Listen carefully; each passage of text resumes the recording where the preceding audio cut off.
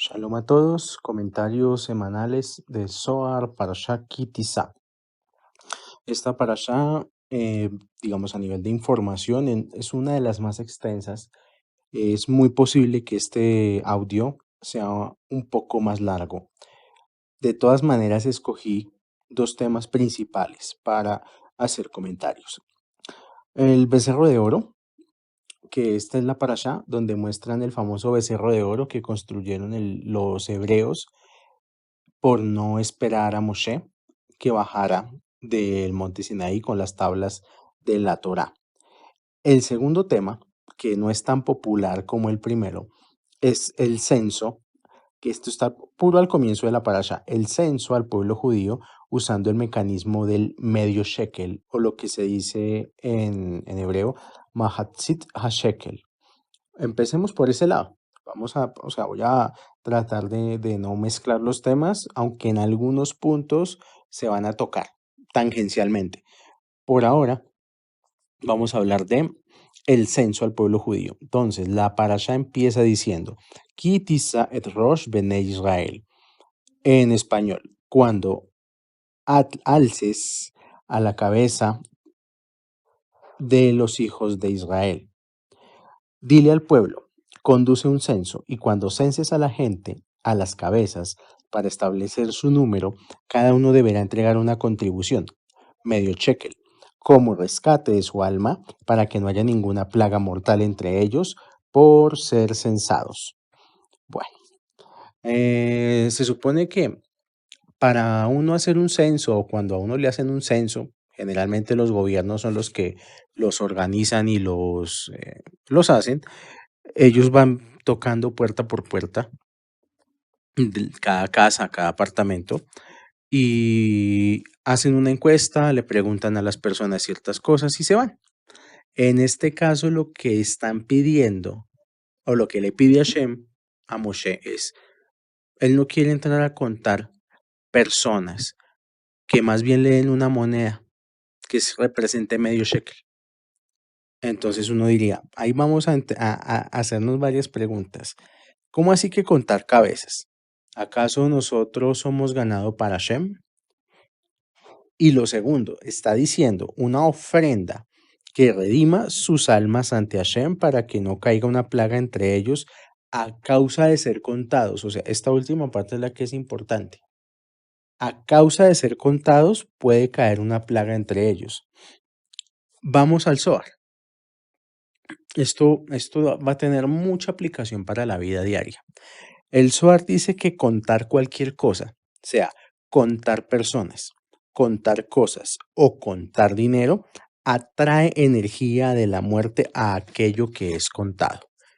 Por eso Moshe evitó hacer un censo directo a las personas y optó por hacer un cálculo a través de contar monedas. ¿Sí? Pero entonces viene otra cuestión. ¿Hashem acaso no es omnipotente y no sabe cuánta gente hay? Digamos, esto podría ser malinterpretado por una persona con poco estudio de Torah. Entonces, ya, pero ¿para qué necesitan dinero? Esto es otra excusa de los pastores para sacarle plata a la gente, bla, bla, bla, bla, bla, bla. Vamos a decodificar. Obviamente el creador sabe cuánta gente hay, no solamente en su pueblo, sino en el mundo. Es más, en el Shema Israel, uno de los secretos es que el creador a cada segundo está creando 248.000 mundos y él tiene una perfecta contabilidad de todo lo que crea.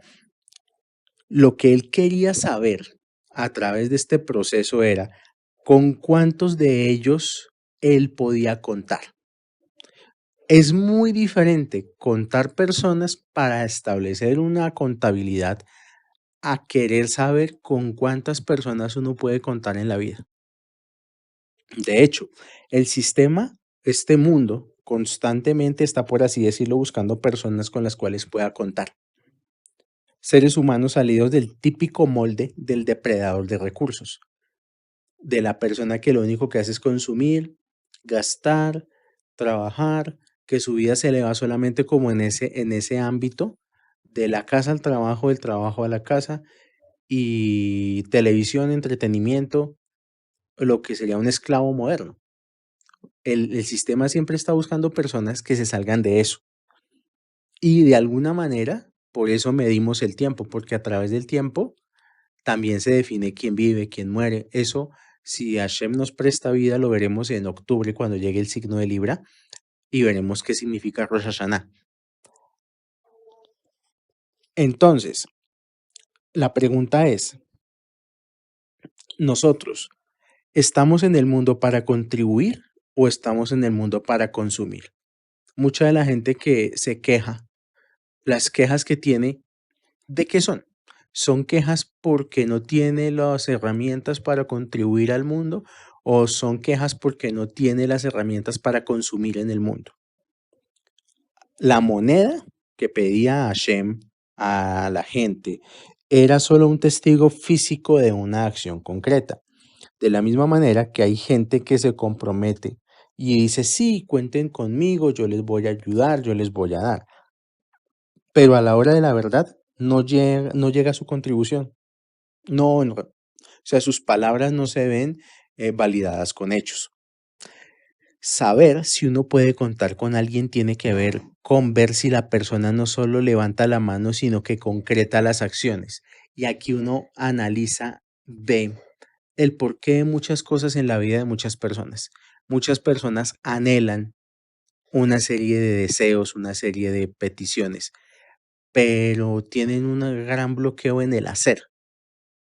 No, pero es que no me llega trabajo y he rezado y he hecho y le he pedido a Dios. Bueno, ¿has llevado hojas de vida?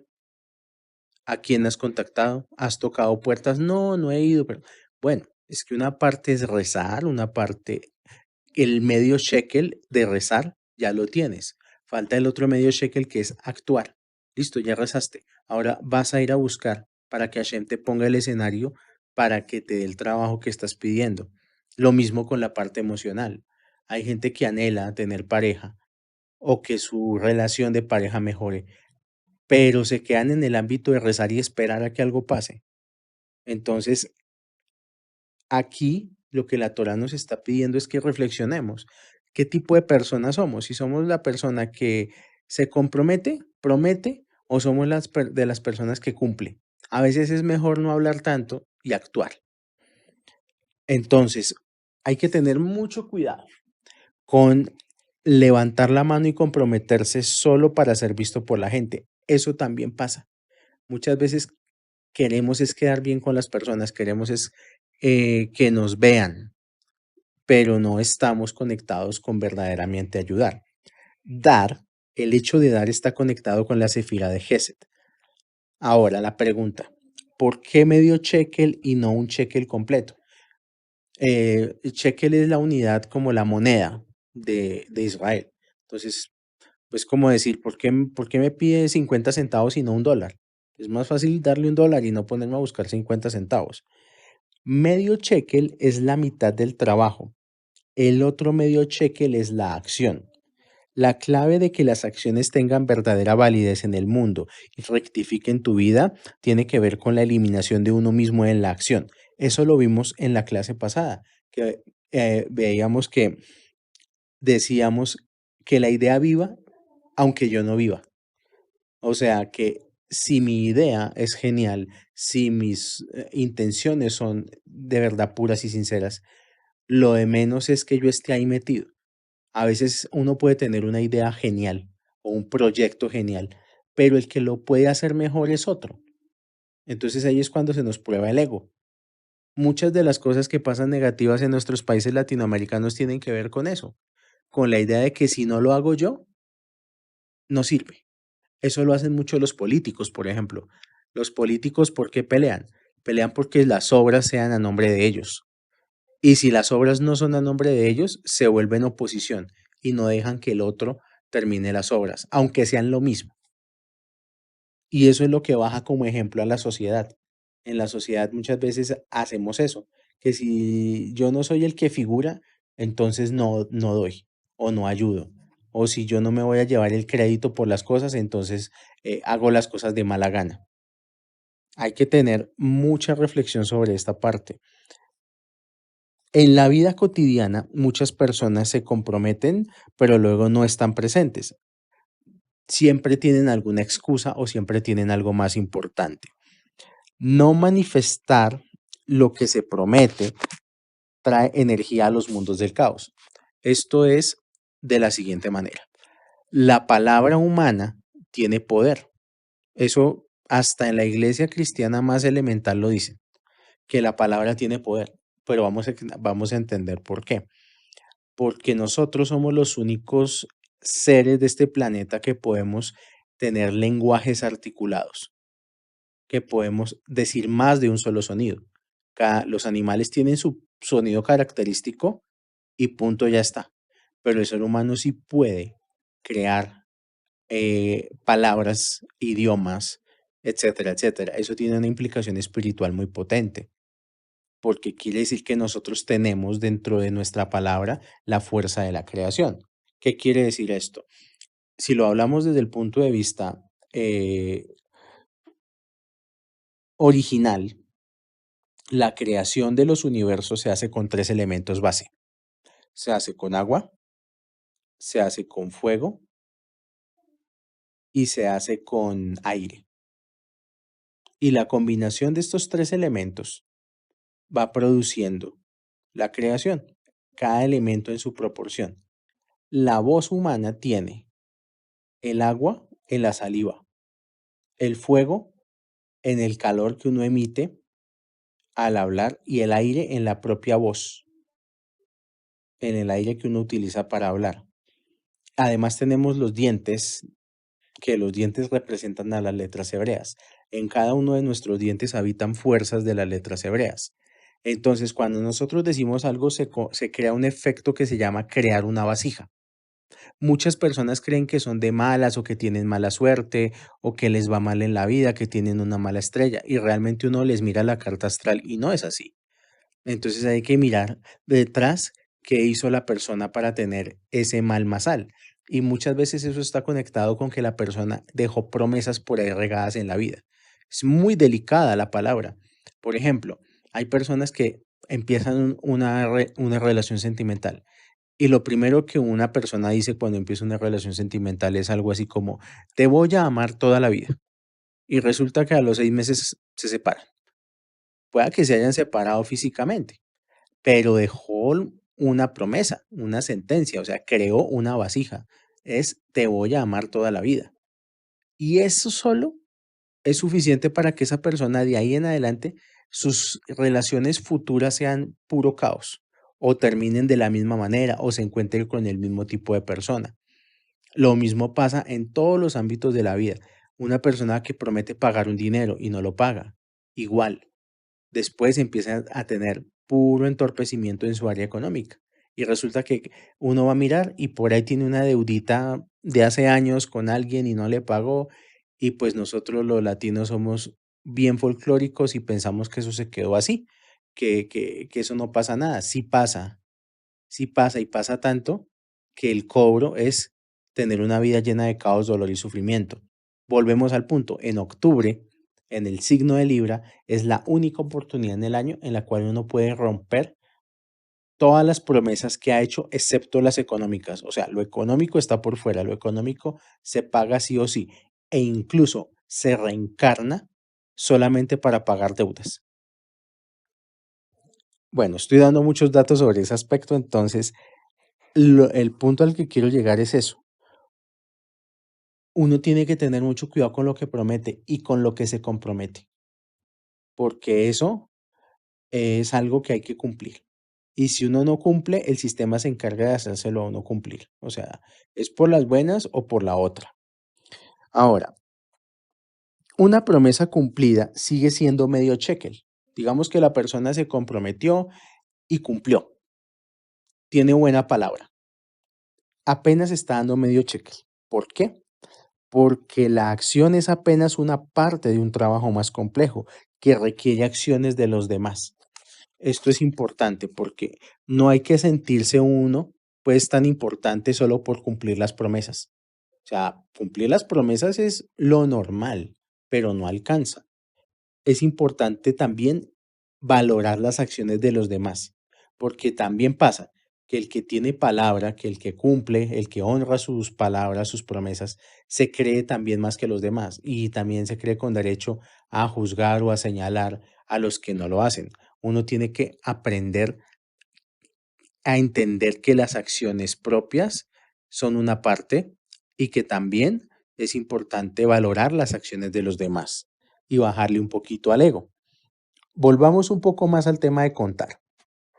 Hay gente que cuando uno empieza a explicarles esto, en lo primero que piensan es en el hecho de contar dinero. Uy, ¿cómo así? Entonces contar dinero es malo. Pero si todos tenemos que contar dinero, pues la realidad es que sí, contar dinero es malo. Y estamos hablando es de cabala. O sea, y vamos a entender cabalísticamente por qué contar dinero es malo. Lo que pasa es que saber cuánto tengo, mejor dicho, contar por contar no es el problema. Uno puede contar el dinero. El problema es que cuando yo cuento el dinero, atraigo inmediatamente conciencia de carencia. La persona apenas cuenta el dinero, lo que empieza a pensar es hacer cuentas, si le va a alcanzar o si no le va a alcanzar. Y generalmente la gente está conectada es con el no me va a alcanzar. El hecho de contar el dinero tiene esa cuestión negativa. Hay historias de grandes sabios de la Torá, de Sadikim, de seres muy elevados, que al final del día llega la noche y si en la noche tienen algún dinero en su casa, lo regalan o lo gastan. O sea, ellos no duermen en casa con dinero. Esto con un objetivo y es no estancar la energía del dinero y poder tener certeza de que el creador va a sustentar el día que viene. Y son sustentados. Es increíble. Pero pues para llegar a eso hay que tener mucho nivel espiritual. Yo creo que ninguno de nosotros está todavía preparado para ese nivel. Como tengo 500.000 pesos, me quedaron de un negocio y me los tengo que gastar porque no quiero dormir con ellos. Es difícil. En los casos más de nosotros, más de la gente terrenal, lo más sencillo es eh, tener conciencia de que siempre hay. O sea, no juzgar el dinero que tengo. No juzgar si es mucho o si es poco. Si tengo que contar, bendecir el dinero que cuento, hacerle una verajá, una bendición, para que ese dinero tenga bendición. Y lo segundo es empezar a crear la conciencia de que siempre hay. Pueda que no haya lo que yo quiero que haya, pero hay. Eso empieza a generar un campo de energía de atracción del dinero. Y si quiero algo y no lo puedo comprar, significa que no lo necesito de momento. O sea, el dinero es una energía que fluye de manera también perfecta. Y mucha gente no es que no tenga dinero, lo que pasa es que no tiene para las cosas que quiere en el momento. Y si no lo tiene para las cosas que quiere, debe ser porque las cosas no las necesita en el fondo. ¿Cuánta gente, por ejemplo? Y es que ahí es donde uno dice que el tema del sustento no es sobre la cantidad de dinero que uno tiene o que gana, porque hay gente que se gana 20 millones, pero está endeudado en 200 millones. Entonces nunca se va a ver los 20 millones que tiene. Hay gente que se gana el salario mínimo y con eso sostienen a toda la familia y les alcanza para ahorrar. Es un dinero que rinde y bendice. El problema no está en la cantidad. Hay personas que, por ejemplo, suelen tener una cajita para el dinero. Eso también está bien, pero entonces el truco es dejarlo ahí, no estarlo contando. Si yo tengo en mi casa una caja para el dinero o la persona tiene en su casa una caja para el dinero, guarda sus billetes, sus monedas y no se atreve a estar contando cada rato. El secreto del juego es comprender que el sustento es infinito y por ende hay infinitos recursos. La persona inmediatamente después de que cuenta hace un juicio de valor de poco o mucho. Poco o mucho equivale a la sefirat oculta de Da'at. Y Da'at es el árbol del conocimiento del bien y del mal. Por ejemplo, yo quiero colocar un ejemplo, pues, cuán negativo puede ser contar o llevar contabilidad de algo. La pregunta sería, ¿cuántas personas escuchan estos audios? Yo no sé. La cuestión es que no lo sé, ni a cuántos le están llegando, si son 2, 3, no sé cuántas personas sean. Ahora, ¿serán pocas o serán muchas? Tampoco lo sé. Posiblemente, dentro de quienes escuchen estos audios, haya uno de los que los escucha que vaya a ser un maestro de cábala. Entonces, así sean 10 personas, son valiosísimas. Pero el punto es no contar, ni quiero saber cuántas personas los escuchan. De hecho, no sabemos a ciencia cierta. En el caso, bueno, voy a poner un caso de ventas. Yo no sé a ciencia cierta si 2 ventas sean pocas o sean muchas. Depende de cómo uno vaya a invertir la ganancia. Hay gente que vende millones y no se le ven por ningún lado. Hay gente que con una venta arregla su mes. Entonces, pues, vender mucho muchas veces se va a deuda y a pérdidas. Muchas veces el sistema niega la prosperidad a ciertas personas por el juicio que esas personas emiten al dinero. Por ende, a los demás. O sea, si uno le mete juicio al dinero, le mete juicio a todo. Es como esas personas que dicen que ustedes aquí tienen dinero, tienen para comer por mí, porque yo soy el que trabaja, yo soy el que traigo las cosas. Error, error. El que manda las cosas es Hashem. Y el que nos da permiso de trabajar es Hashem.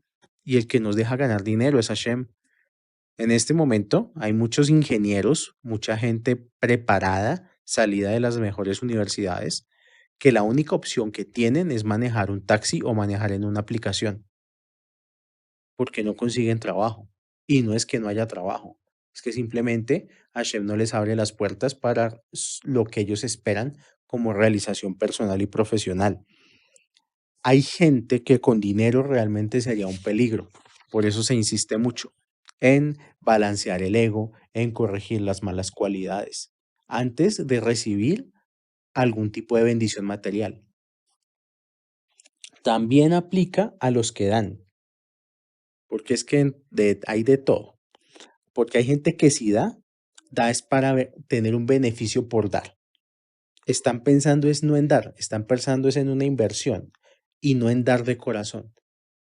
Y en eso hay mucha gente, en esto de la espiritualidad también, que es un poco astuta. Dice, no, yo le estoy dando a tal persona, pero para que tal persona esté rezando por mí para que me vaya bien.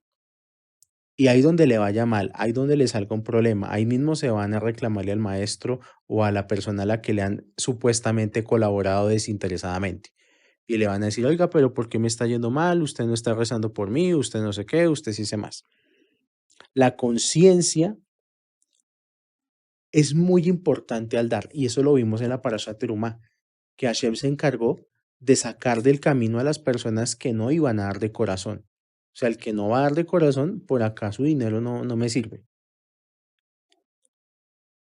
Y los que dan con agenda oculta, los que dan pensando que están dando como inversión y no de corazón, siempre van a sentir que dan poco, que dan mucho, así lo que den sea poco. Entonces, digamos, en ese sentido hay muchas personas que tienen que corregir eso. La conciencia de Kitizá de esta parasha es para que hagamos un análisis sobre la siguiente pregunta. Esta pregunta es, ¿alguien puede realmente contar conmigo? ¿El universo puede contar conmigo para enviar luz? Dice incluso, dicen los sabios de la Torá, que si nosotros en la vida no tenemos al menos una persona que piense, que conta, que digamos, que cuenta incondicionalmente con nosotros. Debemos tener al menos una persona, que esa persona diga, yo cuento con él incondicionalmente. Si no tenemos una persona que cuente con nosotros, es como si nuestra vida no tuviera ningún tipo de valor ni ningún tipo de sentido. Ahora espiritualmente, el universo necesita, en este momento, como están las cosas en el mundo, que ya todos han visto noticias y yo no tengo que ponerme a repetir lo que dicen las noticias. En este momento sí que el universo necesita saber con quién cuenta. Este planeta, por lo menos. Este planeta necesita saber con qué tipo de seres humanos está contando. Eso en cuanto al primer tema, que es el tema de los censos y el contar. Tal vez haga un comentario adicional más adelante. Ahora, vamos al tema del becerro de oro. Esta parashá es para analizar desde el comportamiento humano la causa y a la vez la solución de muchos problemas generacionales. Nuestra encarnación tiene mucho que ver con solucionar problemas de toda una generación. Vamos al Zohar. El Zohar nos cuenta un secreto en el suceso del jardín del Edén sobre la expulsión de Adán, cuando a Adán lo sacan del jardín del Edén. Dice el Zohar, no fue el creador el que expulsó a Adán, fue Adán el que se aisló de la conexión con el creador. De tal modo, en este nivel de conciencia nuestro hay energía divina a caudales, pero Hashem, Dios, no puede actuar ya en este mundo. Yo no he producido el audio de la Parashá Bereshit, que es la primera del año. Este ciclo de charlas de Zohar se han ido generando más adelante, pero al comienzo de la Torá, cuando estamos estudiando la creación del universo, ahí Hashem creó una salvaguarda al momento de crear el universo. Él no lo creó con su nombre o con su fuerza máxima, sino con una fuerza de las sefirot inferiores, de Jochma y de Binah, y lo creó a través de la palabra Elohim.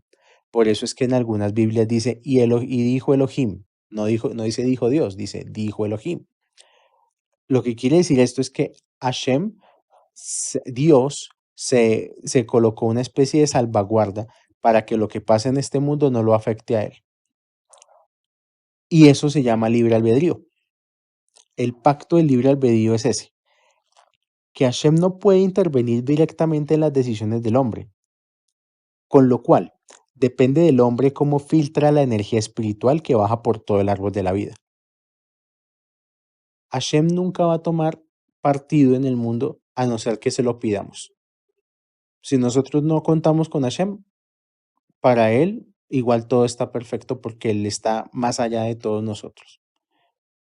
Somos nosotros los que necesitamos establecer la conexión con Hashem para bajar los paquetes de energía que están en el árbol de la vida. El hombre en este momento, la causa por la cual está pasando todo lo que está pasando en el mundo es porque hay una profunda desconexión con la luz espiritual. Y por eso no tenemos el mundo que queremos. Tenemos el mundo que podemos con nuestras fuerzas materiales, pero no es suficiente. Si nosotros estudiáramos a lo largo de las civilizaciones, ha habido culturas que han tenido también el conocimiento del uno y de la unidad y han conocido el árbol de la vida. Por ejemplo, en Babilonia, el rey Nabucodonosor, que fue el que mandó construir la famosa Torre de Babel. Él no hizo construir la Torre de Babel porque pensara que iba a poder llegar al cielo a destronar a Dios. Eso es imposible. Pero lo hizo como excusa para que durante 15 años todo el pueblo de Babilonia construyera una sola cosa juntos.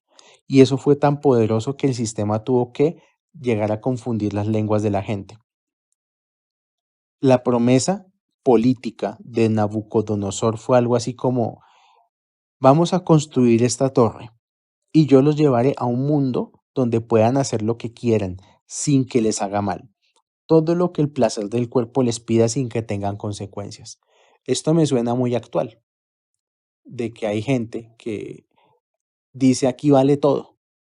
Aquí vale que los hombres se vistan como mujeres, que las mujeres se vistan como hombres, que si se quieren identificar con un perrito, pues que sean perrito.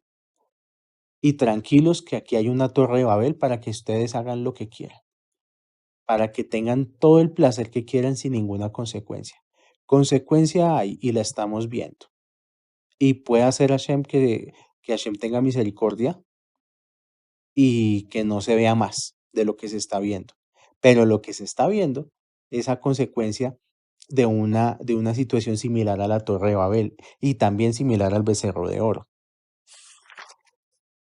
La absoluta unidad de los babilonios en ese objetivo hizo que el sistema universal del árbol de la vida se desfasara, y todo en función de un deseo egoísta.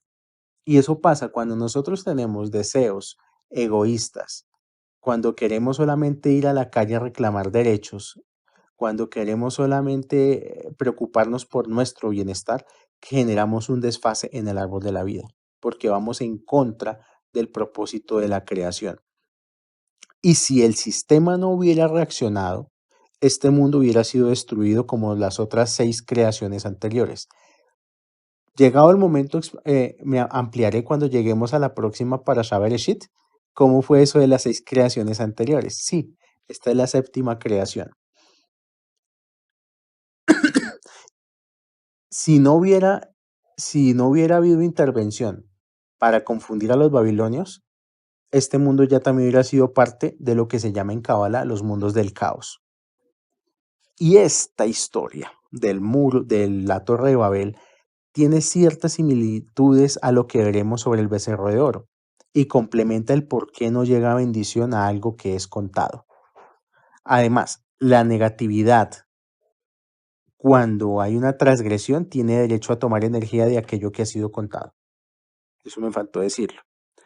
Lo complicado de esto es que vivimos en un mundo que obliga a las personas a hacer cálculos, a contar, revisar las cuentas del banco para ver si le alcanza o no. El problema es que gran parte de la falta de certeza en el sistema pasa por tener que hacer cálculos.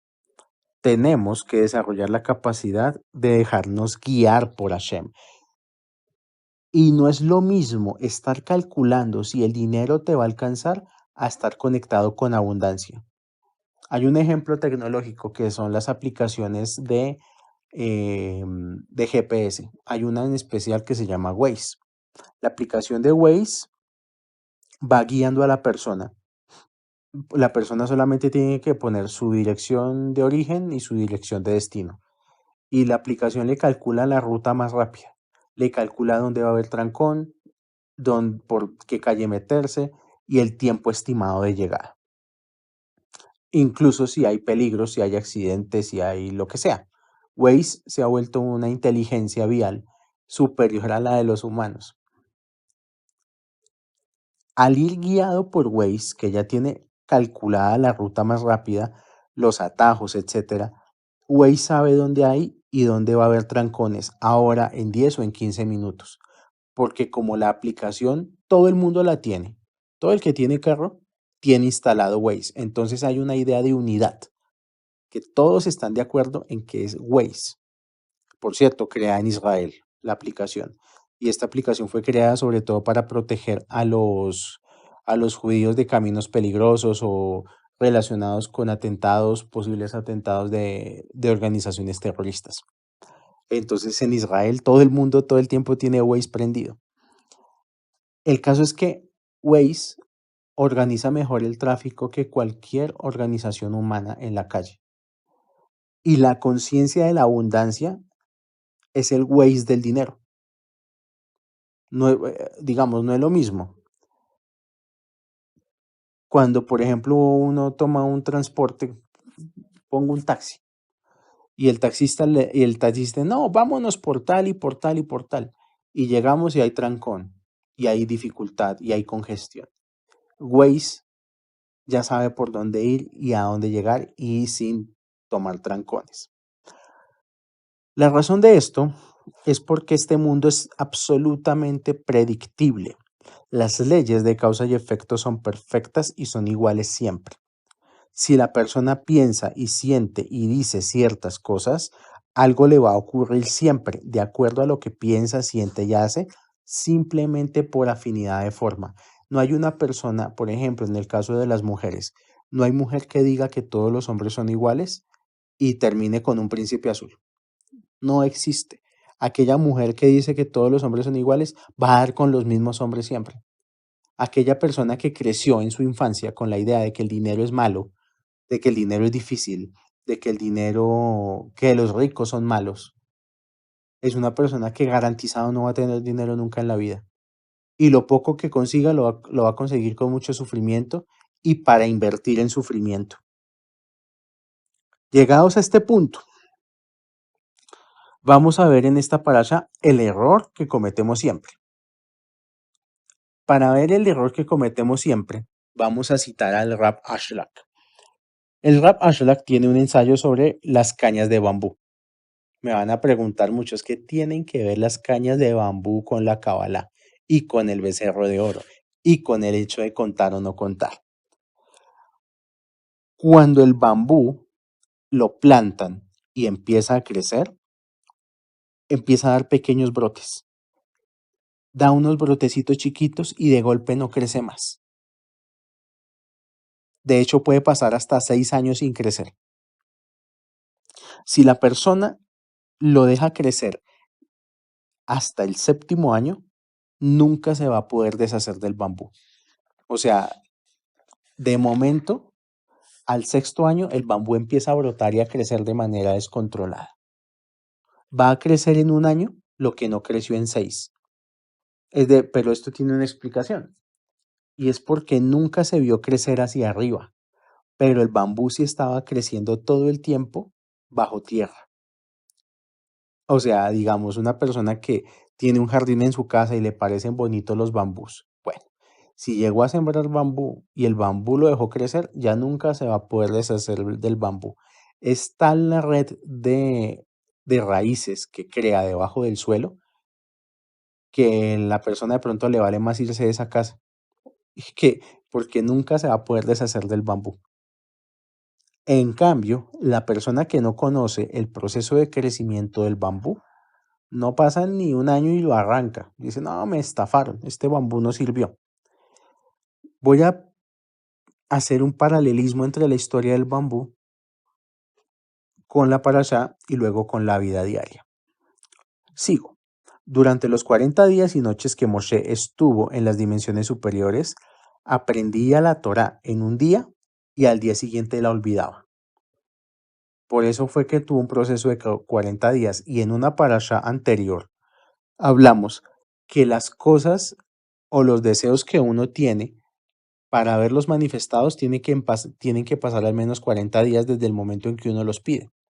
Aquí es lo mismo. Estaba Moshe en el monte Sinai tratando de descargar la Torá. Y por fin el día 40 lo logra. Y la Torá se queda con Moshe. Y Moshe está muy feliz. Pero al mismo se le aparece Dios y le dice, óyeme Moshe, no te alegres mucho. Mira lo que ese pueblo allá abajo está haciendo.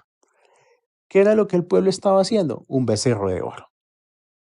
El becerro de oro fue construido 6 horas antes de que Moshe bajara con la Torá, igual que Adán y Java. Esta historia de las 6 horas se repite mucho. Adán y Java en el en el jardín del Edén comieron del árbol del conocimiento del bien y del mal 6 horas antes de entrar a Shabbat. Y por eso les tocó salir del jardín del Edén. Estas 6 horas son el arquetipo que representa a las personas que se dan por vencidas y cortan con la bendición 6 horas antes de que vean los frutos.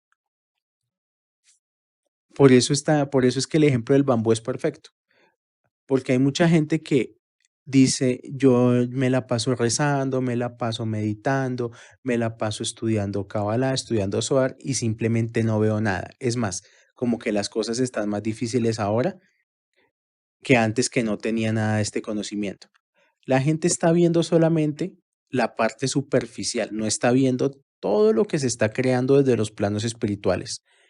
Y cuando la bendición llegue, no se va a poder deshacer de la bendición. De la misma manera que el bambú cuando crece, ya no va a parar de crecer jamás. En las clases anteriores hemos visto que la energía espiritual se precipita desde la sefira de Binaj y va bajando hasta llegar a Yesod, que solo vimos en las parashas donde vimos la vida de Yosef. El nivel 6 es Yesod, pero cuando la luz llega a Yesod, hay un efecto de rebote. La luz espiritual rebota y regresa de vuelta a la sefirá de Jod. Esto tiene una explicación cabalista. ¿Por qué? Para probar a la persona que va a recibir la bendición. Las bendiciones no son gratis, hay que ganárselas y hay que trabajar mucho para ganarse una bendición y pasar por muchas pruebas. Y la última prueba es saber esperar. Las personas queremos muchas cosas, pero el sistema quiere saber si nosotros emocionalmente somos coherentes con lo que pensamos. ¿Qué quiere decir caer faltando 6 horas?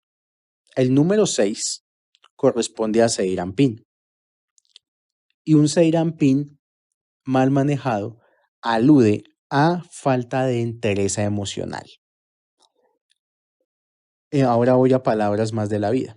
En el momento en que la persona siente que se va a dar por vencida, que ya no puede más con su relación de pareja, que ya no puede más con su empresa, con su negocio, que ya no puede más con su trabajo, es una muy buena señal. La luz está llegando a Hot y antes de que la pueda descender, necesita el último empujón y ese último empujón depende de la propia persona. No depende de nada más ni de nadie más. En Hot se siente la percepción de que es el fin del camino. A veces como que uno llega y pasa por algún momento en la vida que por más que ha trabajado espiritualmente o por más que ha luchado en la vida, como que se siente solo y como que ya se siente que no hay nadie que lo pueda ayudar. Ahora hay que ver, cuando llega esa sensación, hay que ver si quien ha rezado tanto, si quien ha solicitado la luz espiritual, tiene la fuerza para manifestarla.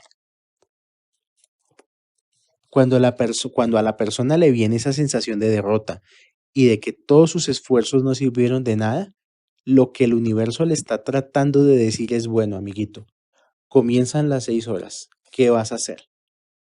¿Vas a hacer un becerro de oro o vas a recibir la bendición?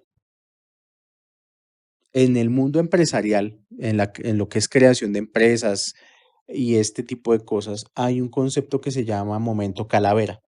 Es decir, las empresas pasan por muchas fases, desde la creación, la preparación, crear la misión, la visión empresarial, enfocar el producto, crear, buscar el cliente, delimitar el cliente, crear las estrategias de marketing, conseguir el financiamiento, montar la empresa, la parte de la publicidad, el mercadeo.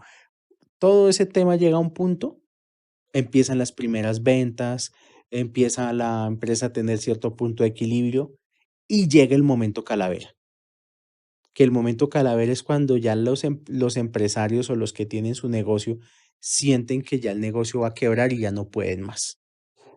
Y cuando son socios, suele pasar mucho que alguno de los socios se va. Le dice, no, vea, yo le vendo mi parte, tome esta plata y quédese usted con la empresa, pero yo no me voy a quedar con la deuda. Y el socio que es más fuerte mentalmente y supera el momento calavera, es el que se queda con todo.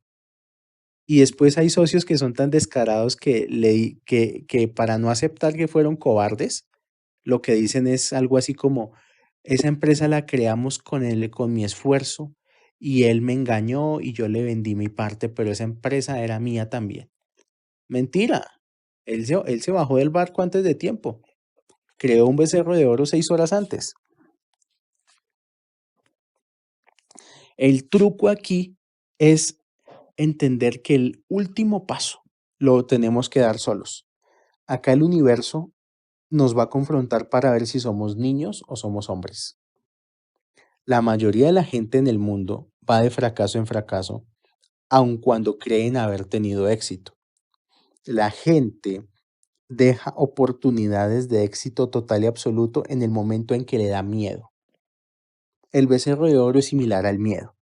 ¿Por qué aparece el miedo? ¿Dónde está la causa subconsciente o inconsciente del miedo? Porque en el inconsciente la persona teme no tener suficiente amor para dar. Entonces es como que lo quiero arruinar antes porque no voy a poder con esto. No tengo la capacidad. Por eso hay personas que tienen una buena relación de pareja, todo está bien, empezaron bien con alguien y se encargan de arruinarlo. Porque como que todo está tan bien que no lo pueden creer y terminan arruinando sus propias relaciones de pareja.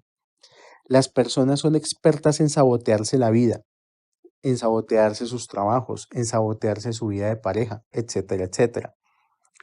Pero eso no es lo peor. El mayor problema es que hay tanto caos en este mundo y en las personas, que es fácil medirse con personas que están peor que uno y pensar, ah, no, yo estoy bien al lado de fulano. La solución es compararse con otra persona que está más jodida que uno. La solución es, de alguna manera, responder esto. Esta es otra pregunta. La pregunta es, ¿eso que tienes es igual de grandioso a como lo manifestaste o a como lo imaginaste? Repito la pregunta. ¿Eso que tienes hoy es igual de grandioso a como lo imaginaste? Si no es igual de grandioso a como lo imaginaste, no es momento de rendirse. Dice el Ari dice, la única razón por la que una persona siente lo que siente cuando ve a alguien y se enamora es para mostrarle a través de la emoción cómo puede ser cuando se lo gane. Entonces, cuando uno se imagina algo, digamos un negocio, o se imagina cómo sería estar con alguien, esos escenarios de felicidad realmente existen en la Sefirá de Keter. Ya la responsabilidad de uno es bajar esos escenarios y materializarlos en el mundo real. Y ahí es donde mucha gente triunfa y mucha gente se pifia. El amor, por ejemplo, nunca se acaba. Al principio ese enamoramiento, esa ilusión a uno se la muestran para que uno vea por qué es que está trabajando y por qué la meta, o sea, el truco cuál es o a qué va o a qué va todo este tema, a no abandonar. Uno de los secretos para no crear el becerro de oro es no abandonar, porque no abandonar es el primer trabajo de limpiar las clipot, nos guste o no nos guste. Hay personas que son expertas en iniciar un proyecto todos los años y por eso nunca concretan nada. Sobre todo no abandonar por miedo. Si uno puede ver las cosas maravillosas en su mente, es porque es posible, porque se puede. Sigo. ¿Quiénes fabricaron el becerro de oro? La Torá dice que fueron una multitud que se mezcló con el pueblo judío, o sea que el pueblo judío no salió solo de Egipto, sino que salió con un grupo de egipcios que se quisieron como unir a él, se quisieron unir a Moshe y al pueblo de Israel, y que vieron el momento, vieron la oportunidad, y pues esta multitud mezclada también conocía de hechicería, de brujería, de este tipo de cosas, y de eso se apoyaron para crear el becerro de oro. Pero para entender la causa de este fenómeno que nos explica la Torá, volvemos a Adán. El cuerpo de Adán contenía todas las almas de todos cuanto existimos. Luego sucedió la transgresión del árbol del conocimiento del bien y del mal. Con esta transgresión, el alma de Adán se partió en millones de pedazos. Hubo muchas porciones de almas que apoyaron a Adán, o sea, que estuvieron de acuerdo en transgredir, de cometer la transgresión del árbol del conocimiento, del bien y del mal.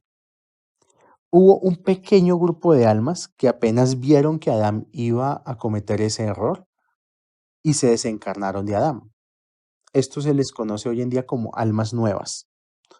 Y las almas nuevas son esas almas que son generalmente jóvenes hoy en día que no tienen conexión con el pecado original de Adán y no tienen ningún ticún sobre esa transgresión.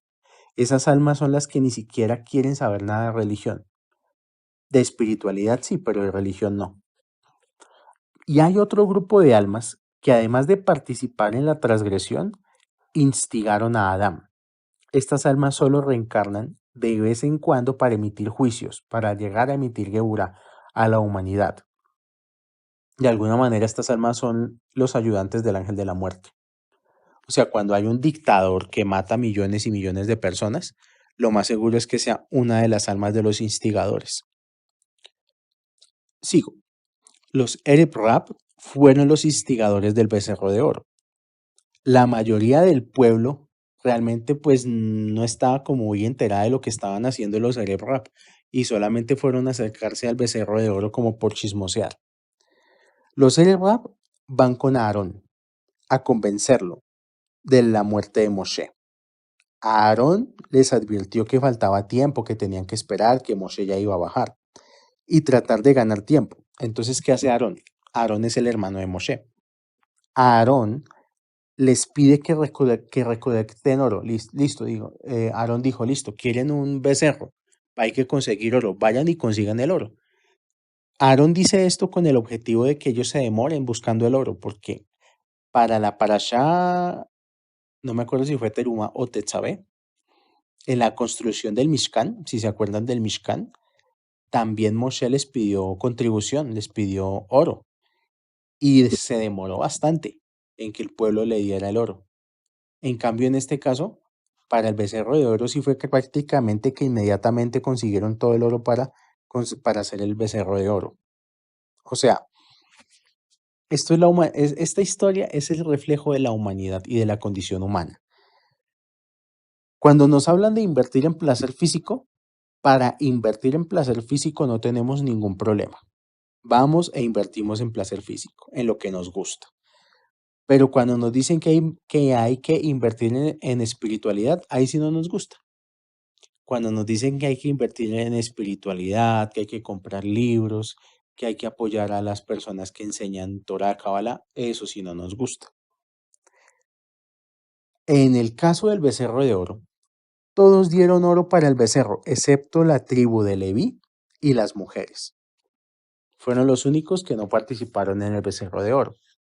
Por eso la mujer tiene en el pueblo judío y en la Torah un lugar superior al hombre. El verdadero matriarcado está por este lado. Muchas almas también corrigieron el pecado de Adán al negarse a dar oro para el becerro de oro. Volvemos al Ari. El Ari explica sobre los Erev Rabb. Para poder entender el fenómeno del becerro de oro y las multitudes mixtas, hay que saber un par de cosas.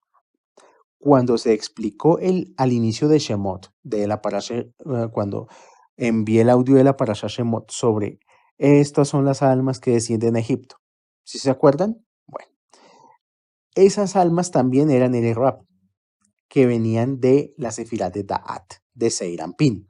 Son la parte impura del alma de Moshe, la cual derivaba de la mentalidad de Abba.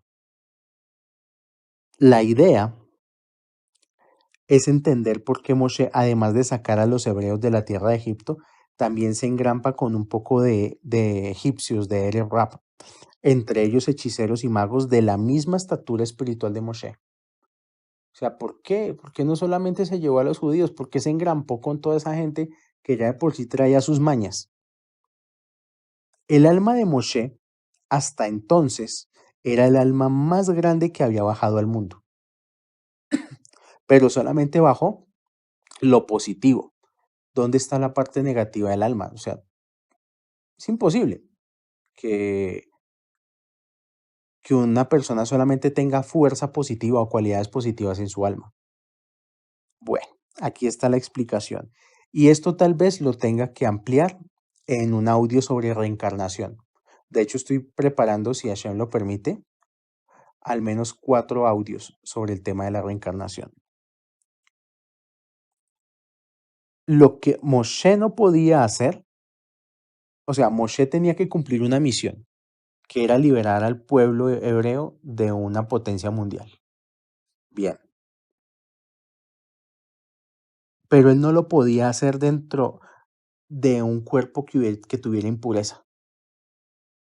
Entonces, toda la impureza de Moshe fue trasladada a las almas de los Erev Rab, de la multitud mixta. Y Moshe sabía eso. Moshe sabía que la parte negativa de su alma estaba con los Erev Rab. Y por eso Moshe no pudo dejar a los Erev Rab. Ellos eran parte del alma y parte de la corrección de Moshe. De hecho, hay una parte en esta parashá cuando Hashem le reclama a Moshe, mira lo que está haciendo tu pueblo está haciendo un becerro de oro. Él en ningún momento está diciendo fueron los judíos. Él no está diciendo mi pueblo está haciendo un becerro de oro. Le está diciendo a Moshe, es tu pueblo el que está haciendo un becerro de oro.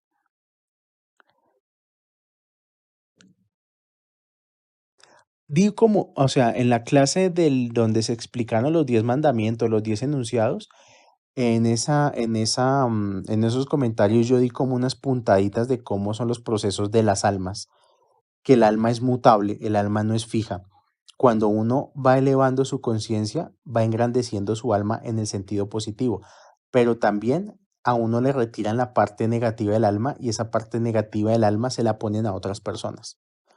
Es decir, si yo tenía que pasar por un proceso difícil, un accidente, Hasbe Shalom, o la persona tenía que pasar por una pérdida, ya no lo va, ya por estar en la Torah no la va a pasar. Y eso se le va a entregar a alguien más. Esta es la razón por la que nosotros nacemos, crecemos y nos encontramos con personas que nos resultan muy odiosas y que hay personas, yo creo que a todos nos pasa. Todos tenemos personas en la vida que las queremos más lejos que cerca. Y es que no me lo aguanto, y es que lo que me hace, lo que me dice, y es que esa forma de ser de esa persona, todo eso que uno ve y proyecta en los demás, que uno, digamos, no lo quiere, no quiere a esa persona cerca de uno. Hay personas que uno las quiere lejos. Así como Moshe lidió con los Rap, lo malo que vemos y sentimos en los demás también es de nosotros. O sea, cuando nosotros tenemos ese familiar que es el familiar calavera, lo que a ese familiar le pasa también tiene que ver conmigo. Hay gente de la que uno no puede deshacerse porque son uno mismo. Y si uno ve en el otro al enemigo, equivale a contar. Yo les dije que iba a hacer otro comentario sobre contar. Cuando nosotros vemos las cosas negativas en los demás, es como si estuviéramos contando. ¿Por qué? Porque la bendición está exiliada de las personas y por eso la bendición está exiliada de las personas. Porque las personas juzgan, hacen contabilidad de los defectos ajenos y sienten que esos defectos ajenos están separados de ellos. O sea, la típica que yo o que o las personas son expertas en hacer una contabilidad exhaustiva sobre los defectos de los demás. Con la gente que uno menos se lleva es con la gente con la cual uno más cuenta saca. Lo peor del tema es que muchas veces esa gente que uno detesta hasta puede estar cargando con el ticún que nos corresponde a nosotros. Solo que nosotros por tener Torah no lo llevamos sobre nuestros hombros. Las almas que se elevan al estudio de la Torah y la Kabbalah, al ascender, dejan mucha energía negativa detrás y esta energía es transferida a personas cuya única finalidad en la vida es sufrir. Y es que es verdad, hay personas que pareciera que solo vienen para sufrir en bien de otros y nosotros nos creemos muy superiores. Nosotros tenemos antes que sentir más empatía y más sentido de ayuda a las personas que están sufriendo. Y esta es una de las razones fundamentales, porque muchas veces hay personas que están cargando con cosas que posiblemente son de nosotros y no de ellos. Y esta es una pregunta también que voy a dejar. No sé si les ha pasado. ¿A ustedes no les pasa que a veces se encuentran con cierto tipo de mendigo en las calles, a veces en varias partes de la ciudad? Como que, ay, esta persona que está pidiendo dinero lo vi en el centro y ahora lo veo en el norte. No es casualidad.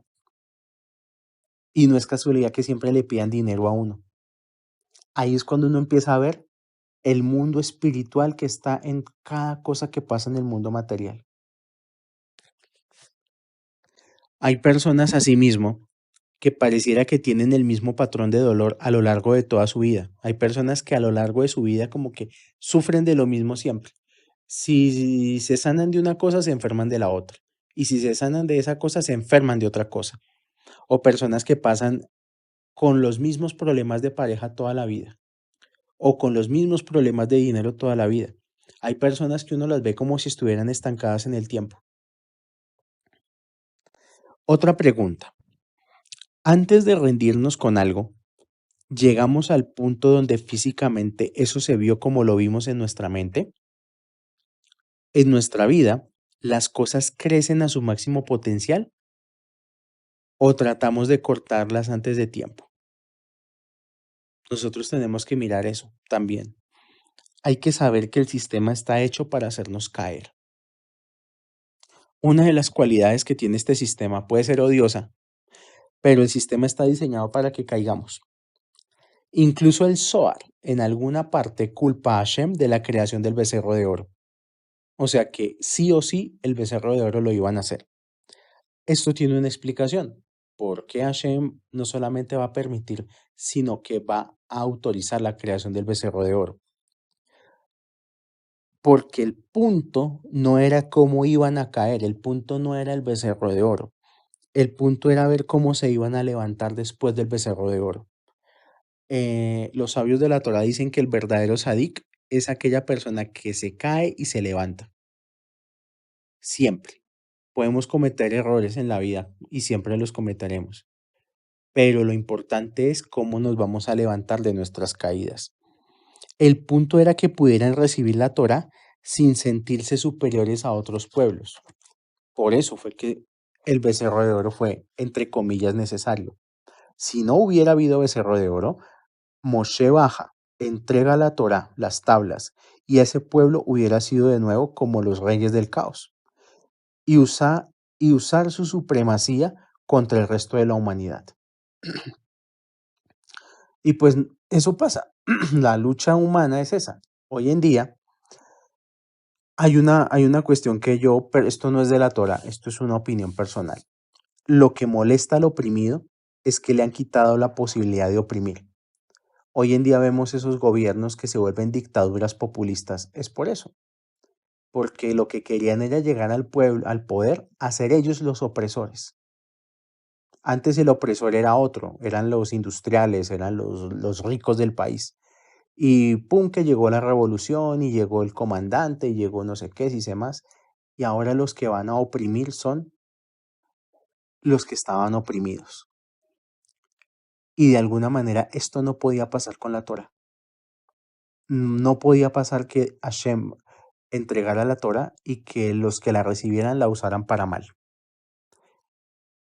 y contra el resto de la humanidad. Entonces, ya para ir terminando, ¿qué a nivel de antídotos, qué antídotos podemos obtener de esta parashá? Primer antídoto, no contar, no poner fechas al éxito.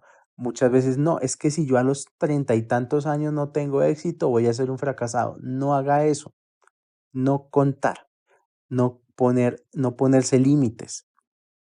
Hay que aprender a confiar en caminar el camino de la vida. Hay que conectar con el hoy y con el ahora. De esta forma, nunca uno sabe cuándo faltan 6 horas y no lleva cuentas. El no llevar cuentas requiere de confiar en Hashem. Este antídoto es similar a una persona que sabe que tiene en el patio de su casa un árbol de naranjas. Las naranjas son uno de esos frutos extraños que pueden durar años en el árbol de naranjas y nunca se dañan. Y la persona sabe que ahí tiene sus naranjas, entonces día a día va sacando de a una naranja, de a dos naranjas. Esa persona sabe que el árbol siempre va a tener naranjas, que nunca le van a hacer falta.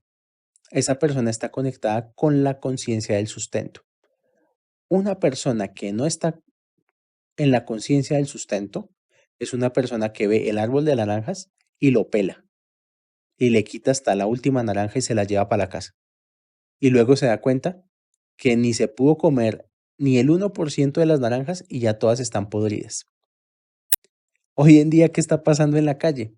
La gente que va y hace esos mercados absurdos por miedo, otra vez la conciencia del miedo, y por miedo a estar desabastecido, ni se va a poder comer todo lo que compró. Entonces, confiar y no contar. Segundo antídoto, Moshe estaba negociando con Hashem en los 40 días y 40 noches que estuvo en el monte Sinaí. Y esta negociación, ¿por qué se dio? Porque Moshe también se dio cuenta que el nombre Yud-He-Vav-He no iba a ser suficiente. Que este proceso estaba como un poco embolatado y que esto estaba berraco. Que no basta con las 10 plagas No basta con sacar al pueblo de Egipto, no basta con abrir el Mar Rojo, no es suficiente.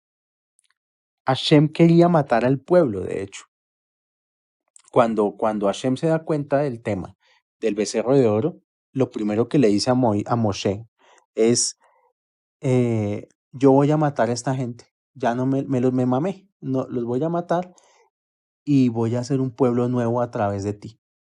Y Moshe, conociendo todo lo que había detrás, dijo, no, si tú vas a matar a esta gente, me matas a mí también y me borras de tu libro y de tu tema. Lo que Moshe le quería hacer notar a Hashem era que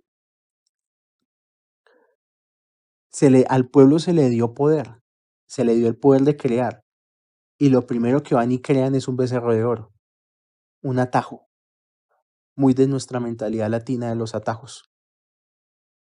Entonces Moshe le dice a Hashem, ¿no te gusta cómo somos? Muéstranos que tú eres mejor que nosotros. Entonces surge un nuevo secreto para el pueblo y para la humanidad. Y este secreto se llaman los 13 atributos de misericordia. Además de los 13 atributos de misericordia, también esta parasha se revela la preparación del Ketoret, de un incienso capaz de disipar cualquier tipo de juicio en el mundo. Entonces, eh, para las personas que estén interesadas en aprender a rezar en hebreo, me cuentan. Puede ser en un mensaje privado y yo con mucho gusto les explico cómo se usan los 13 atributos de misericordia y cómo es eso el rezo del Ketoret. Por ahora, que Hashem nos dé conocimiento, sabiduría, tranquilidad, que nos dé paz para poder sobrellevar los tiempos que están corriendo, que tengamos fe completa y, y que todo va a estar bien porque todo viene de la luz. Hashem bendiga a todos sus hogares, a todas las personas de su familia, les provea de mucha salud, de mucha refuah shelema, parnasá, atzlajá, y con la ayuda de Hashem nos estamos escuchando en el próximo audio de comentarios. Shalom, shalom.